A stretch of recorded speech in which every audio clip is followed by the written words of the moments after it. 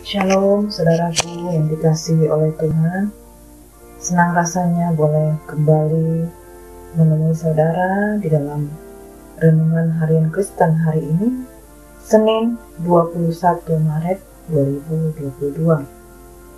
Saudaraku, kita bersyukur kepada Tuhan karena kita masih diberikan kesempatan untuk dapat memiliki persekutuan dengan Tuhan. Saudaraku, biarlah setiap kita dimanapun saat ini berada, saya percaya kita dalam keadaan yang sehat, kuat, penuh dengan sukacita dan semangat baru. Kita boleh menghadapi hari ini dengan kemenangan demi kemenangan yang daripada Tuhan, sehingga kita dapat melewati semua ujian yang ada di depan kita. Nah saudaraku, sebelum kita mendengar firman Tuhan, mari kita satukan hati untuk berdoa. Bapa kami yang di surga, kami bersyukur kepadamu ya Tuhan, karena Engkau yang mengurapi, memberkati setiap kami, dimanapun kami saat ini berada. Ya Bapa, kalau saat ini kami rindu mendengar firman-Mu, bersabdalah bagi setiap kami, penuhkanlah kami dengan firman-Mu, dan ajar kami untuk kami boleh mengerti, memahami apa yang menjadi kehendak Tuhan pada zaman ini. Kami sungguh-sungguh rindu untuk melakukan firman Tuhan dan sepenuhnya tunduk kepada firman-Mu. Terima kasih Bapa, kami serahkan sepanjang renungan hari ini hanya kepada tangan Tuhan, bahkan sepanjang aktivitas kami hari ini kami serahkan semuanya kepada Tuhan. Tuhan yang pimpin kami lebih lagi. Terima kasih Bapa. Dalam nama Yesus kami siap mendengar firman-Mu. Haleluya. Amin. Saudaraku, kita akan belajar firman Tuhan yang berjudul palsu. Firman Tuhan ini tertulis di dalam Yeremia 8 ayat 4 sampai 17. Nah, mari saudaraku kita buka Alkitab kita bersama-sama dan kita akan membaca firman Tuhan ini. Dosa dan hukumannya. Engkau harus mengatakan kepada mereka, beginilah firman Tuhan. Apabila orang jatuh, masakan ia tidak bangun kembali?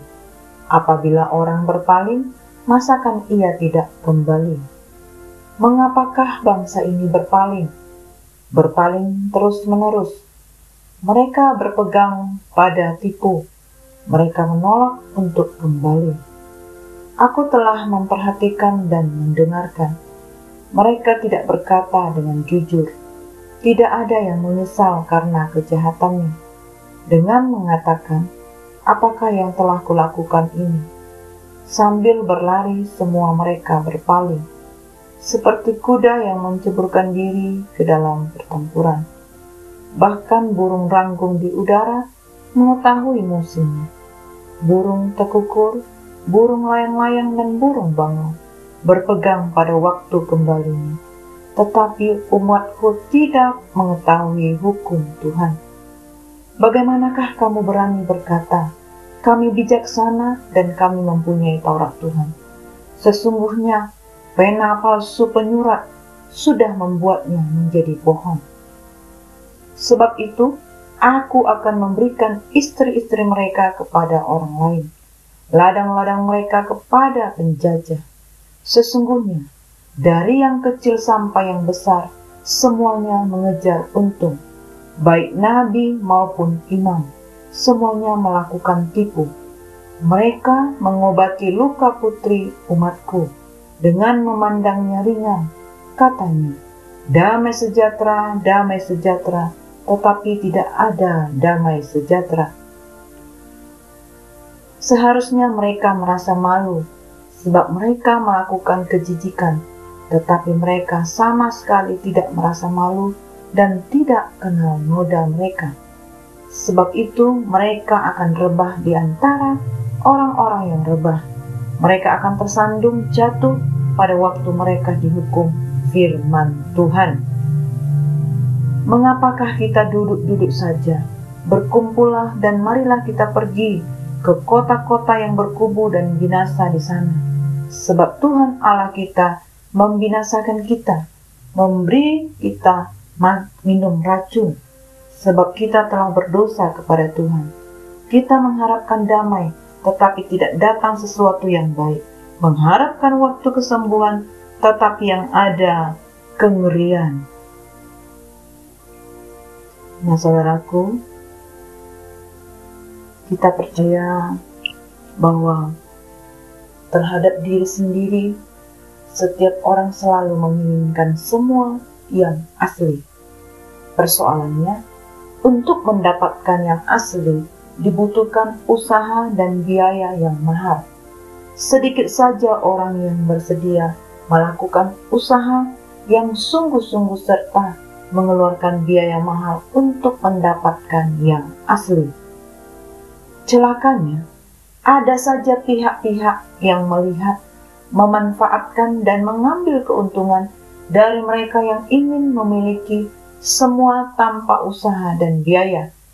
Lalu, muncullah berbagai produk palsu, tak hanya dalam bentuk materi, tetapi juga non-materi. Lebih celaka lagi, ternyata peminatnya sangat banyak. Saudara, pola seperti itu sudah terjadi sejak zaman dahulu. Nah, bacaan kita saat ini mencatat bahwa kepalsuan bukanlah hal yang aneh dan asing. Yehuda enggan untuk kembali kepada yang benar. Mereka semua berpegang pada tipu, tidak jujur, tidak merasa malu dan menuduh Allah melakukan kejahatan. Dengan semua daftar kejahatan itu, maka tak ada pilihan lain kecuali mengatakan bahwa Yehuda memang hidup dalam kepalsuan. Hidup di luar Allah tidak ada kebenaran.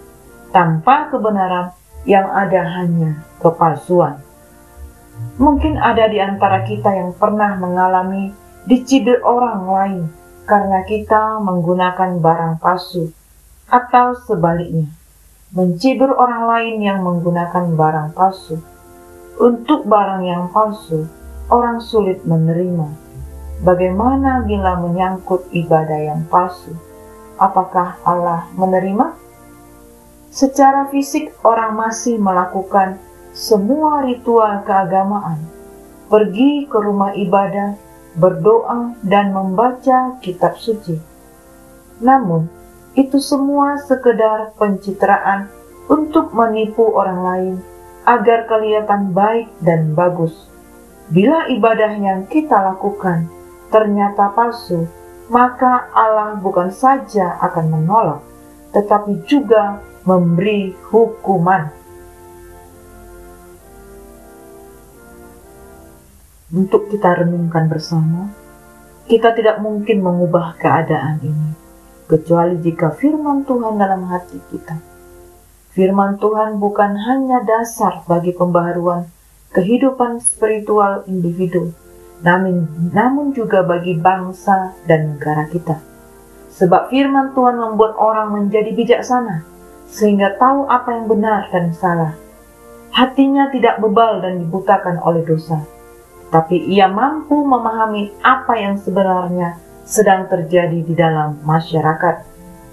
Saudaraku, bukan berarti orang tak boleh pergi ke rumah ibadah, tak boleh berdoa dan tak boleh baca kitab suci. Boleh, bahkan harus. Namun, lakukanlah semua itu dengan kesungguhan. Lakukanlah semua itu karena kita bersyukur kepada Allah, bukan demi kepalsuan diri. Demikianlah renungan firman Tuhan pada hari ini. Saudaraku, kita terus boleh merasakan kasih Tuhan yang begitu besar dalam hidup kita.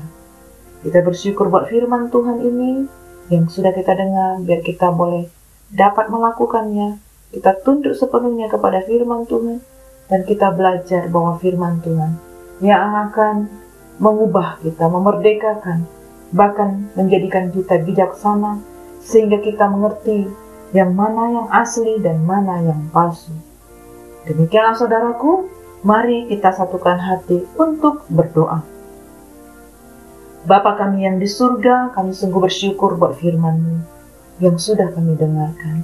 Terima kasih Tuhan, penuhi kami, layakkan kami, bahkan urapi kami untuk dapat melakukan firman Tuhan ini dan tunduk sepenuhnya kepada kebenaran firman-Mu. Kami bersyukur karena Roh Kudus yang mengajar kami, mencerahkan pikiran kami, bahkan melembutkan hati kami untuk dapat melakukan firman-Mu.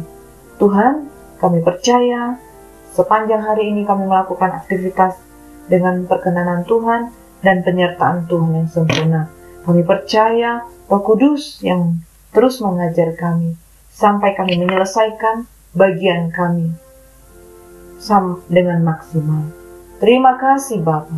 Kami bersyukur kepadamu hanya di dalam nama Tuhan Yesus. Haleluya. Sama-sama kita katakan amin. Semangat pagi dan semangat beraktivitas saudaraku. Tuhan Yesus memberkati.